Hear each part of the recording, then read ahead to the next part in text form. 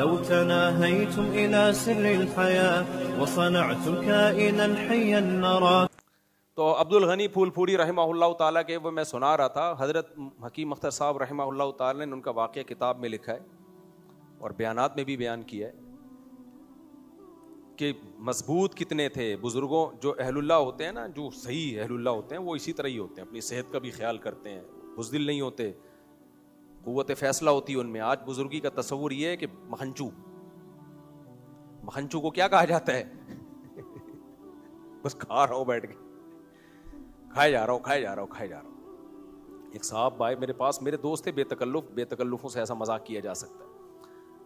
تو مجھے کہنے لگے رشوت لینا جائز ہے؟ میں نے کہا جائز نہیں ہے. کہتے ہیں یار فلاں کام کا میں کمیشن لے رہا ہوں. تو میں نے کہا اگر فلاں کام کا کمیشن لے رہے ہو جو تمہارے ذمے نہیں ہے تو کمیشن تو جائز ہے. اگر گورنمنٹ ملازم نہیں ہو، ویسے نارملی 2 پارٹیوں میں، کہہ رہے کتنا کمیشن لے سکتا ہوں؟ میں نے کہا آپ کے لیے تو کوئی مسئلہ نہیں. اب بولو انسان پیسے کماتا ہے پیٹ بھرنے کے لیے، بھر لے اس کو، جتنے میں یہ بھر جائے اتنا میرا کیا ہے. مذاق کر رہا تھا، وہ بھی خوش ہو رہے تھے. کسی کی توہین جائز نہیں ہے، لیکن بے تکلف لوگوں کے ساتھ. میں نے کہا آپ یہ دکھا دینا، کہنا بھائی ہم پیسے کما رہے ہیں اس کو بھرنے کے لیے، تو جتنے میں یہ بھرے گا اتنا میرا کمیشن ہے. میں نے کہا جائیدادیں بک جائیں گی اس کی کمیشن میں.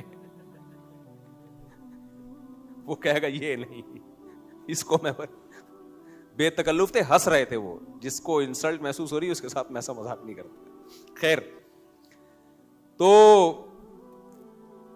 ان کا واقعہ پھر کسی اور وقت سناؤں گا، عبد الغنی پھول پوری رحمہ اللہ تعالیٰ کا، کہ کیسی صحت تھی ان کی. بتا ہی دیتے ہیں، اب آپ کیا بولو گے ترسارے. اللہ کا ذکر کرتے ہوئے ایک دفعہ ٹرین کا وہ جو نہیں ہوتے سندھ میں پل بنے ہوئے ہوتے ہیں نا دریاؤں پہ، اس میں سفر کر رہے تھے. ٹرین آ گئی آگے سے. تو ٹرین جب آئی ہے تو ان کو اس وقت ہوش آیا کہ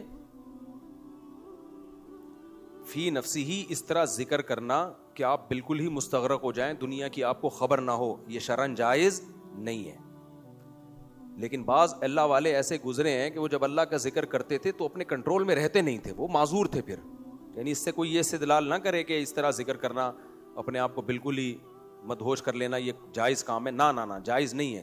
لیکن بعض اللہ والے ایسے گزرے ہیں، جیسے بشر حافی رحمہ اللہ تعالیٰ، تابعین تبع تابعین میں بہت بڑے بزرگ گزرے ہیں. وہ چپل نہیں پہنتے تھے مدینہ میں، بلکہ زمین پہ ہی چپل پہنے بغیر چلا کرتے تھے. وہ کہتے تھے اللہ نے زمین کی تعریف کی ہے، والارض فرشناها فنعم الماہدون، ہم نے زمین کو تمہارے لیے بچھایا، کیا بہترین بچھونا ہے. تو جو اللہ نے میرے لیے بستر لگایا مجھ سے نہیں چلا جاتا چپل پہن کے. اب یہ جو ظاہر پرست لوگ ہوتے ہیں فوراً فتویٰ لگا دیں گے، لو بھائی صحابہ تو چپل پہنا کرتے تھے، تابعین تو چپل پہنا کرتے تھے. بالکل ٹھیک ہے، چپل آپ بھی چپل ہی پہنا کریں. لیکن بعض اہل اللہ میں اللہ کی محبت کا اتنا غلبہ ہو جاتا ہے کہ وہ معذور ہو جاتے ہیں. تو معذوروں کے حکام دیکھو، جس کو بار بار پیشاب آتا وہ معذور ہے نا، اس کے حکام عام لوگوں کی طرح ہیں. بھائی اس کا تو ایک وضو سے جتنی چاہے نمازیں پڑھ لے، قطرہ نکلنے سے اس کا وضو نہیں ٹوٹتا. تو اسی طرح جیسے جسمانی طور پر انسان معذور ہو سکتا ہے، مینٹلی بھی معذور ہو سکتا ہے. تو یہ مینٹلی معذور ہو جاتے ہیں. اتنا زیادہ اللہ کی محبت کا غلبہ ہو گیا کہ اب وہ زمین پہ چپل رکھے نہیں جا رہے. اس کی مثال امام مالک رحمہ اللہ تعالیٰ، کتنے بڑے محدث تھے، وہ مدینہ سے باہر ہی نہیں جاتے تھے کہ ایسا نہ ہو میری موت واقع ہو جائے مدینہ سے باہر، ایسا نہ ہو میری مدینہ سے باہر موت واقع ہو جائے. ان پر اللہ کے نبی کی محبت کا اتنا غلبہ کہ انہوں نے فتویٰ دے دیا کہ مدینہ کو مکہ پہ بھی فضیلت ہے. صحیح ہے نا؟ حالانکہ جمہور کا یہ مذہب نہیں ہے، مکہ کی فضیلت مدینہ سے زیادہ ہے، سوائے اس بقعہ کے، اس جگہ کے جہاں نبی صلی اللہ علیہ وسلم دفن ہے. وہ جگہ کی تو سب سے زیادہ فضیلت ہے، لیکن اوور آل مکہ کو مدینہ پہ فضیلت ہے. لیکن امام مالک پر اللہ کی محبت کا، نبی کی محبت کا اتنا زیادہ غلبہ ہو گیا تھا کہ انہوں نے فتویٰ دیا کہ مدینہ زیادہ مکہ سے زیادہ. تو اب علماء نے ان کو گمراہ نہیں کہا، انہوں نے کہا بھائی ان پر اللہ کے نبی سے محبت اتنی غالب آ چکی ہے، یہ معذور ہیں اس میں. دلائل کی دنیا میں دیکھا جائے تو بھائی مکہ کی زیادہ فضیلت ہے، وہاں 1,00,000 نمازوں کا ثواب اور یہاں 1,000 نمازوں کا ثواب. تو اب جن لوگ جو کم ظرف لوگ ہوتے ہیں فوراً بزرگوں کی، اہل اللہ کی توہین، اصل میں یہ تو یوں ہے، اصل میں تو کم ظرف ہے نا، چھوٹا ظرف ہے، خود تو کسی سے بھی محبت نہیں ہوتی ان کو. تو کم ظرف لوگ جن کا ظرف بڑا ہوتا ہے وہ تعویل کر لیتے ہیں کہ یار یہ نیک لوگ تھے، اگر ان سے یہ بات ہوئی ہے تو اس کی کوئی اچھا معامل تلاش کرنا چاہیے. اگر آپ نے بزرگوں کے کیڑے ہی نکالنا شروع کر دیے تو دنیا میں کوئی نیک آدمی بچے گا ہی نہیں، کوئی بھی نہیں بچے گا. اسی دماغ سے آپ نے یہی چشمے سے سوچنا شروع کر دیا اگر آپ, تو چشمے کا نمبر سیٹ کرنا چاہیے ایسے لوگوں کو. خیر, تو میں واقعہ بعد میں سناؤں گا کبھی, تاکہ میرا جو ٹاپک ہے نا یہ کہ اس واقعے میں بہت ٹائم لگ جائے گا. یہ تو گھڑی خراب ہو رہی ہے سامنے, اس گھڑی کو تو صحیح کرو, پتہ ہی نہیں چل رہا ٹائم کیا ہو رہا ہے. تو خیر میں یہ عرض کر رہا تھا میرے بھائی کہ حضرت مولانا اشرف علی تھانوی رحمہ اللہ تعالی ہمارے دادا پیر ہیں. مولانا عبد الغنی پھول پوری رحمہ اللہ تعالی بہت بڑے تہجد گزار تھے, بہت اللہ والے تھے, بہت اللہ والے. ایک اور خاندانی واقعہ میں ان کا سنا دوں آپ کو, جو آج کل مارکیٹ میں اس طرح کے واقعات شارٹ ہیں. سندھ میں انہوں نے بڑا کام کیا ہے, اور سندھ کے لوگ بہت سارے ان سے بیعت تھے سندھیوں میں. ہمارے حضرت نے بھی سندھ میں ٹائم گزارا. ہمارے حضرت پنجابی اسپیکنگ تھے لیکن سندھی بڑی خاندانی بولتے تھے, اور حضرت کو سندھی زبان پسند بھی بہت تھی, مفتی رشید احمد صاحب رحمہ اللہ تعالی.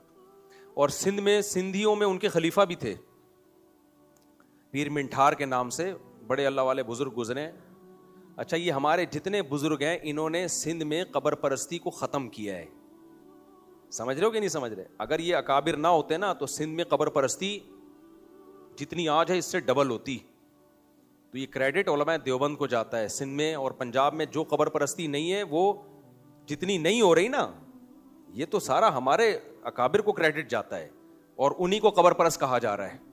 آج پیر منٹھار رحمہ اللہ تعالیٰ کی آپ سندھ میں قبر دیکھو, بالکل ایک مٹی, ایک بالش سے اونچی قبر نہیں, مٹی کی قبر ہے. تو حضرت مفتی رشید احمد صاحب رحمہ اللہ تعالیٰ, وہ مولانا عبد الغنی پھول پوری رحمہ اللہ تعالیٰ سندھ میں بھی تھے, تو ان سے بہت سارے سندھی لوگ بیعت ہوئے اور ان سے بہت فائدہ اٹھایا. تو حضرت کی خدمت میں پیر عبد الغنی پھول پوری رحمہ اللہ کے پاس ایک شخص آیا کہ میں اپنی بیٹی کا آپ سے نکاح کرنا چاہتا ہوں. لڑکی کی عمر بہت کم تھی, 18-19 سال عمر ہوگی. حضرت جو ہمارے دادا پیر تھے ان کی عمر تھی زیادہ, 60-65 سال عمر ہوگی ان کی. تو انہوں نے فرمایا کہ آپ کی بچی کی عمر بہت کم ہے اور میری عمر زیادہ ہے. تو وہ کہنے لگا کہ مجھے آپ سے عقیدت ہے, اس لیے میں یہ کر رہا ہوں. حضرت نے فرمایا کہ آپ کو عقیدت ہے, ضروری نہیں کہ آپ کی بچی کو بھی عقیدت ہو. سمجھ رہے ہو کہ نہیں سمجھ رہے؟ جو ٹھرکی لوگ ہوتے ہیں نا کہتے ہیں آن دے. ہم نے جاہل پیر بھی دیکھے ہیں, جاہل پیر بھی ہم نے دیکھے ہیں. یہ روحانی عامل تو یہ بہت ماشاءاللہ کر رہے ہوتے ہیں, بچیوں کو پھنسانا ان کے بائیں ہاتھ کا کھیل ہے. تو ہاں, بچیوں کو پھنسانے والا کام سارے عامل نہیں کر رہے ہوتے, یہ میں غلط الزام نہیں لگاؤں گا, بہت سے کر رہے ہوتے ہیں لیکن سارے نہیں کر رہے ہوتے. تو میں نے بتایا نا عامل کی 2 قسمیں ہیں, کچھ نیک ہوتے ہیں لیکن کھوپڑی آؤٹ ہو چکی ہوتی ہے ان کی, عملیات کر کر کے پاگل ہو چکے ہوتے ہیں, اور زیادہ تر تو ویسے ہی برے ہوتے ہیں وہ. تو اس سینس میں 2 نمبر دونوں طرح کے ہوتے ہیں کہ کھوپڑی سب کی بہرحال آؤٹ ہوتی ہے. خیر, تو اب سندھی لوگ جب کسی سے عقیدت کرتے ہیں نا تو وہ بہت خاندانی قسم کی عقیدت کرتے ہیں, خاص طور پہ مذہبی لوگوں سے. مذہب کا ہمارے حضرت فرمایا کرتے تھے سندھ کو وہاں کے وڈیروں نے سندھ کو تباہ کیا ہے. بہت اچھی قوم تھی, بہت مہمان نواز, شکر گزار, زبان میں مٹھاس.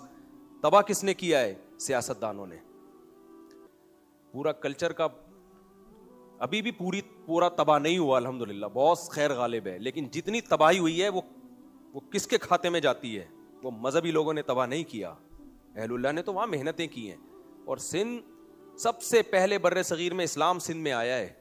سندھ کا اسلام سے اتنا طاقتور رشتہ ہے. خیر, تو میرے بھائی ہم یہ عرض کر رہے تھے کہ لیبل بہت اچھے خاندانی قسم کے لگائے جاتے ہیں. تو میں عرض کر رہا تھا, جامع رشید کی بات کر رہا تھا, تو مولانا رشید تھانوی رحمہ اللہ تعالیٰ کے ایک ملفوظ میں آپ کو سنا رہا تھا. انہوں نے فرمایا کہ جب کوئی تمہارے سامنے تمہارے استاذوں کو برا بلا کہے تو خاموش نہ رہا کرو. سمجھ رہے ہیں؟ خاموش مت رہا کرو. بہت سے لوگوں کو ہم نے دیکھا ہے کسی سے تعلق قائم کرتے ہیں پیڑے کھانے کے لیے, پیڑے کھاتے رہیں گے, جب کوئی بلی آئی پتلی گلی سے نکل لی ہے. یہ بے غیرتی ہے. جب کوئی آپ کے باپ کو آپ کے سامنے برا کہہ رہا ہو, آپ چپ رہو گے؟ آپ ریپلائی کرو گے. آپ کی ماں کو برا کہہ رہا ہو, آپ چپ رہو گے؟ اور اگر آپ چپ رہ گئے اور آپ کے باپ کو پتہ چل گیا تو آئندہ باپ آپ کو باپ بیٹا کہے گا, وہ کہ کیا فائدہ یار, دنیا میری عزت اچھال رہی ہے اور تو ہوا و حرص والا دل بدل دے، میرا غفلت میں ڈوبا دل بدل دے۔